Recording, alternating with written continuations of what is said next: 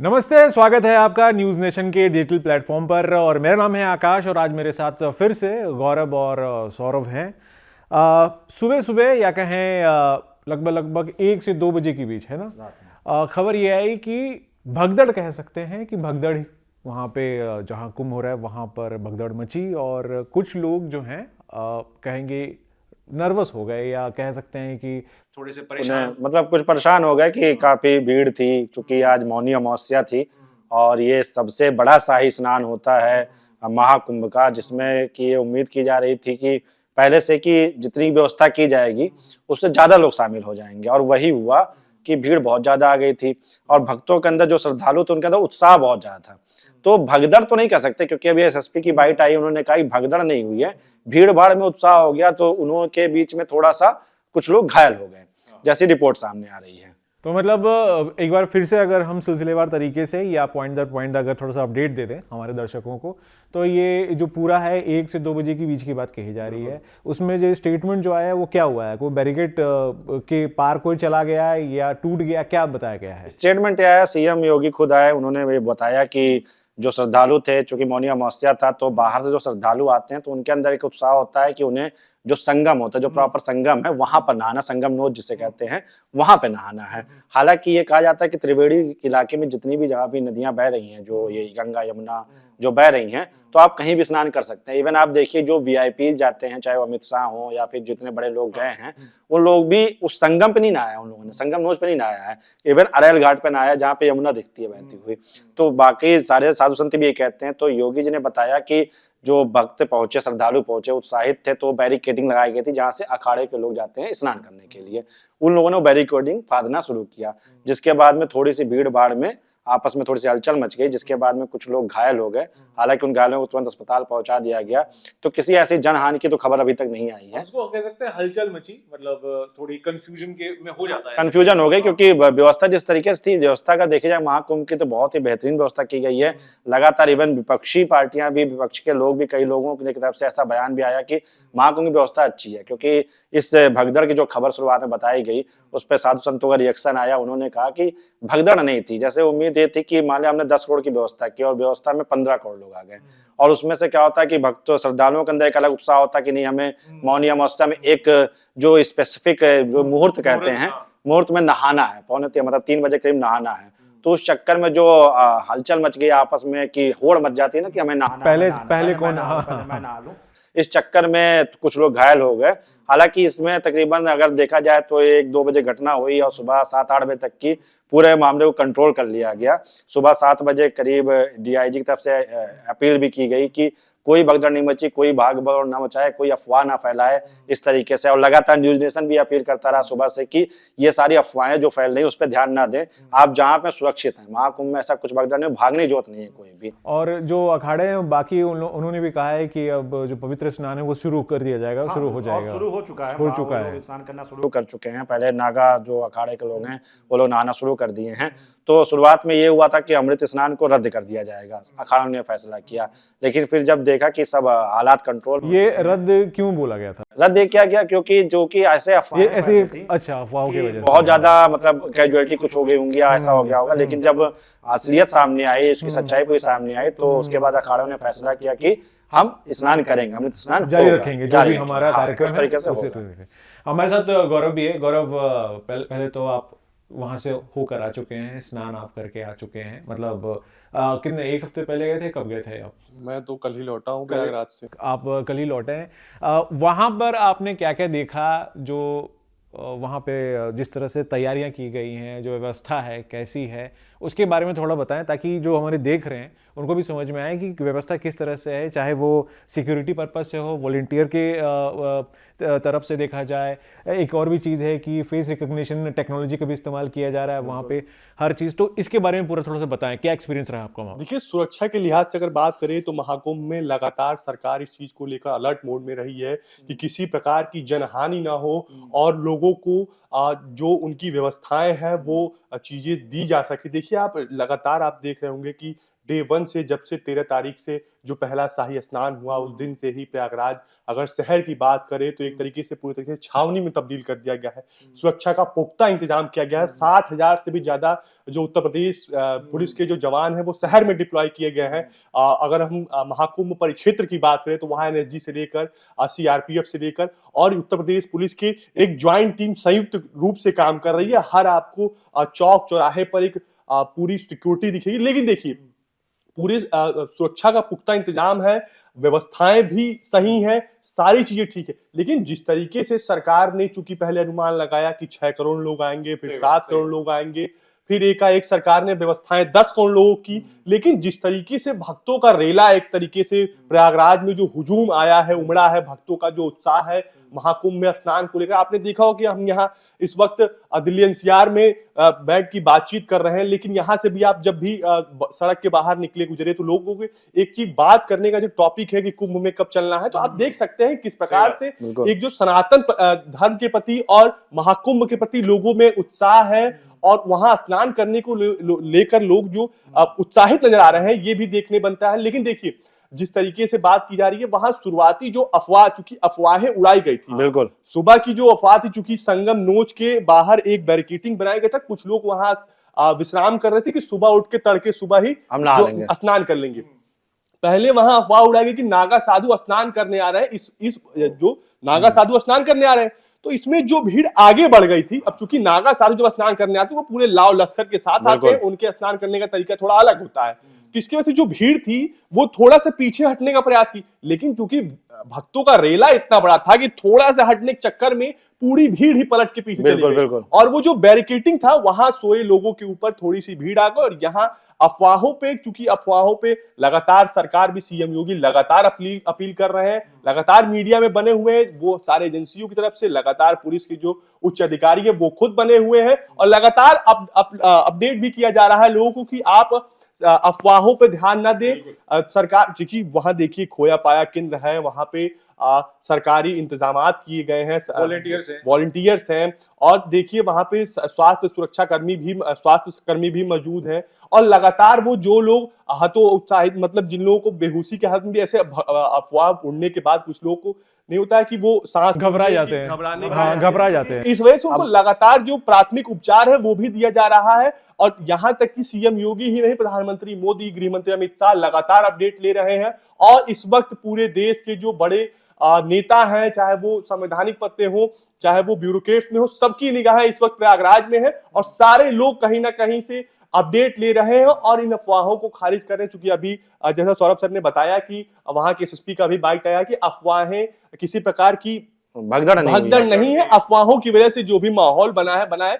हालांकि तमाम जो विपक्ष के नेता हैं, चाहे वो राहुल गांधी हो, अखिलेश यादव हो, उन लोगों ने लगातार ट्वीट कर लोगों से अफवाहों पर ध्यान देने की जरूरत नहीं है, ऐसा उन्होंने भी अपील की। इस चीज की सराहना करनी चाहिए। मैंने अखिलेश यादव का भी ट्वीट देखा, राहुल गांधी का ट्वीट देखा, उन्होंने कहा कि व्यवस्थाएं जैसी भी हैं अच्छी हैं, लोग अपने मतलब उन्होंने सरकार से अपील किया कि अगर जो घायल हो गए हैं उनको तुरंत उचित इलाज दिलाया जाए, मतलब इस तरीके की अपील की गई। कोई ऐसा आरोप लगाने की कोशिश नहीं की गई कि नहीं व्यवस्था नहीं अच्छी थी, क्योंकि ये सभी पता है, क्योंकि इससे पहले महाकुंभ अगर 2013 की बात करें प्रयागराज में, तब भी शाही स्नान के दिन जो भी ये था आपका ये मौनी अमावस्या था, उस वक्त भी भगदड़ मची थी, तब 36 लोगों की मौत हुई थी, इससे पहले 2013 में।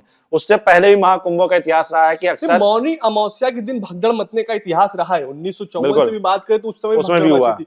लेकिन देखिए कि चूंकि जो महाकुंभ के दौरान जो मौनी अमावस्या होता है उस स्नान को बहुत पवित्र स्नान माना जाता है और चूंकि सरकार ने भी इंतजामात उस हिसाब से, उस लिहाज से करा था। आपने देखा होगा कि किस प्रकार से लगातार जो आंकड़े थे वो सरकार डेली बदलती जा रही थी, 4 करोड़, 5 करोड़, 6 करोड़, अभी तक की आज का है कि आज अभी तक में तकरीबन 5 करोड़ लोगों ने स्नान कर लिया। डुबकी लगा ली। बड़ी बात है, बहुत बड़ी बात है, बहुत बड़ी तरीके से देखें तो उपलब्धि है। कल से आप देखिए, चाहे उसके आसपास में आप बनारस ले लीजिए या फिर अयोध्या ले लीजिए, सारी जगह वहां पे इतना फुल है कि चंपत राय ने चिट्ठी लिख कर अपील किया कि जो आसपास के लोग हैं वो अभी थोड़ा दर्शन अवॉइड करें, वो बाद में आए दर्शन करने के लिए, भी जो बाहरी आने दें, क्योंकि पूरा चाहे वो अयोध्या की बात करें चाहे बनारस की बात करें, पूरी तरीके से पूरा का पूरा जाम है। अभी हमारे पास ताजा खबर आया कि वाराणसी में हर तरफ जाम लगा हुआ है। अब वाराणसी की मैं बात कर लूं, चूंकि मैं 3-4 दिन पहले वाराणसी भी था, तो वहां मैदांगी जो इलाका है, मैदांगी से और दशमेश घाट और काशी विश्वनाथ कॉरिडोर में कम से कम 2-3 किलोमीटर की दूरी है,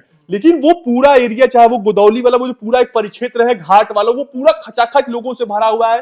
काशी विश्वनाथ जी के दर्शन के लिए लोग, श्रद्धालु जो है वो लंबी भीड़ लगाए हुए हैं। ऐसा ही अयोध्या में है, चाहे आप वो फ्लाईओवर पे देखें या फिर जो रोड लखनऊ वाली रोड है वहां तक भक्तों पूरे भरे हुए हैं। तो जिस प्रकार से इस वक्त जो एक तरह से कहे कि श्रद्धालुओं का जो एक तरीके से भगवान के प्रति आस्था और प्रयागराज में कुंभ स्नान के लिए जिस प्रकार से उत्साह देखने को मिल रहा है, कहीं ना कहीं छोटी मोटी चीजें होती हैं, क्योंकि बड़ा आयोजन है, लोगों के लिए आयोजन है, तो चूंकि लोगों के सहयोग से ही इस प्रकार के आयोजन सफल हो सकते हैं। ऐसे में लोगों को हम खुद अपील कर रहे हैं, हम न्यूज नेशन की तरफ से लगातार अपील कर रहे हैं कि आपको अफवाहों पर ध्यान देने की तनिक भी जरूरत नहीं है।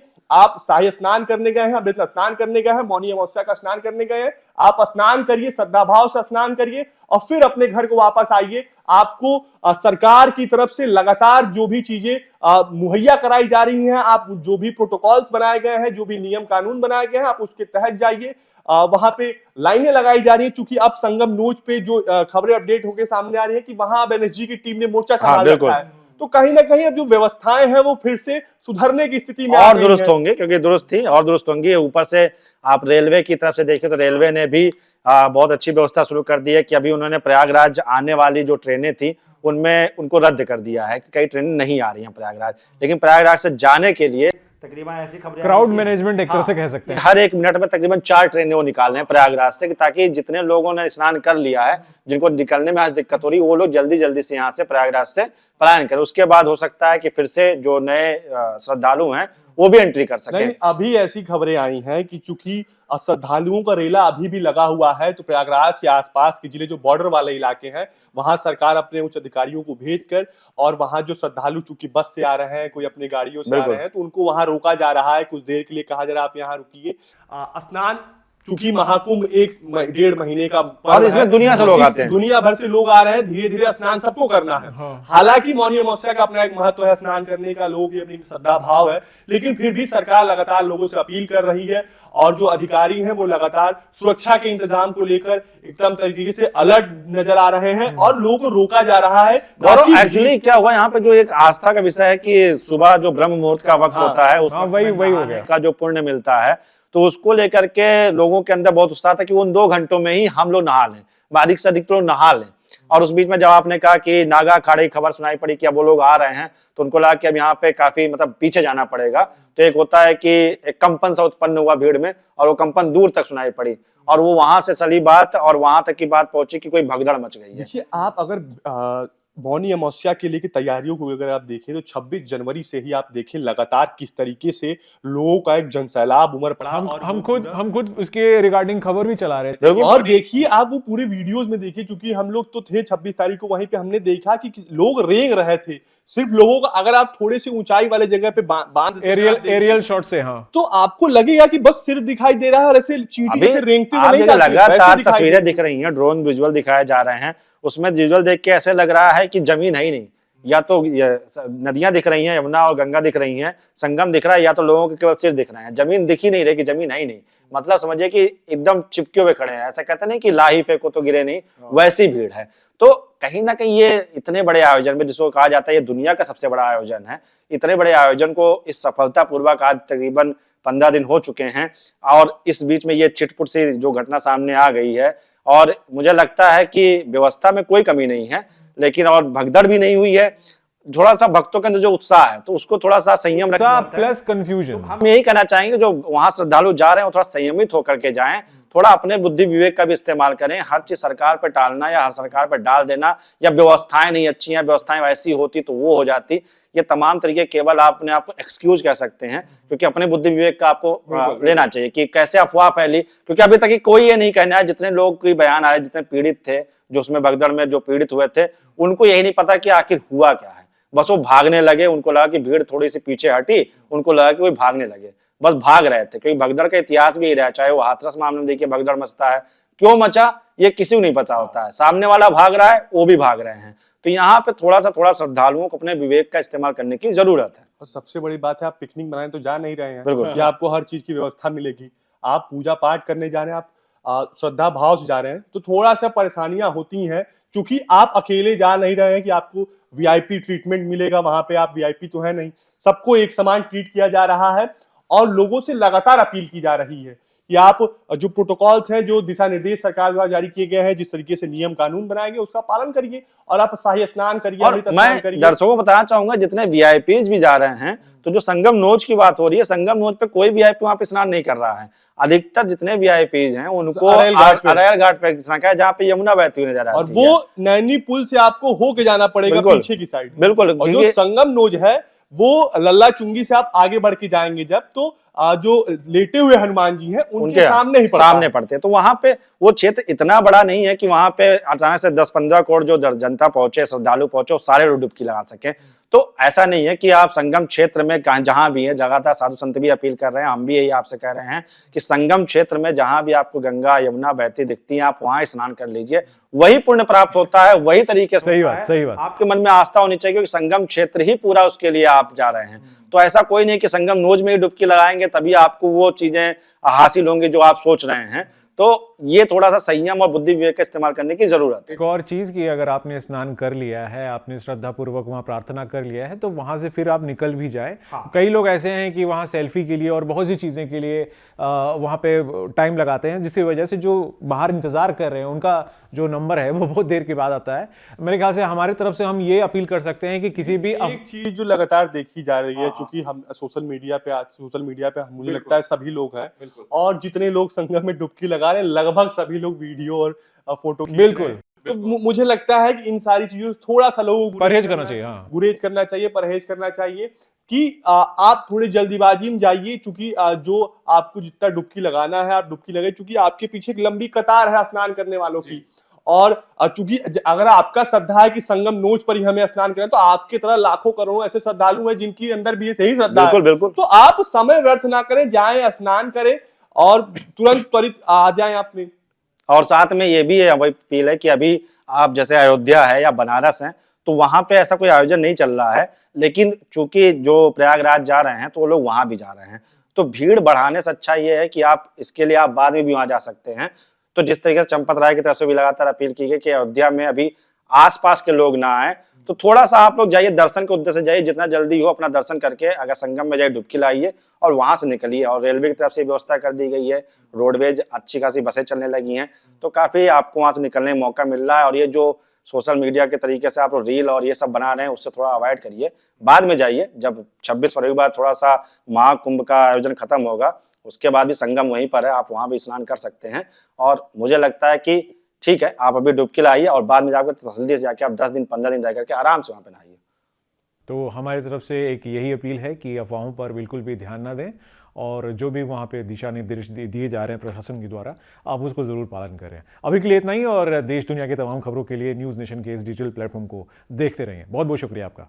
न्यूज नेशन अब व्हाट्सएप पर खबरों की ताज़ा अपडेट के लिए न्यूज नेशन के इस QR कोड को स्कैन करें।